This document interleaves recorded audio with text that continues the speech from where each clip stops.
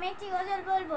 তুমি মাটির আদমকে প্রথমে সৃষ্টি করিয়া, তুমি মাটির আদমকে প্রথম সৃষ্টি করিয়া ঘোষণা করিয়া দিলে শ্রেষ্ঠ বলিয়া, ঘোষণা করিয়া দিলে শ্রেষ্ঠ বলিয়া।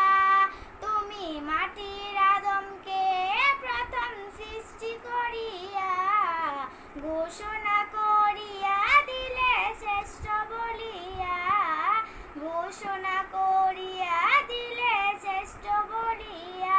তাই নূরের ফেরেশতা, তাই নূরের ফেরেশতা করে আদমকে সেজদা, তাই নূরের ফেরেশতা করে আদমকে সেজদা। আল্লাহু আল্লাহু তুমি জানলে জালালু, আল্লাহু আল্লাহু তুমি জানলে জালালু।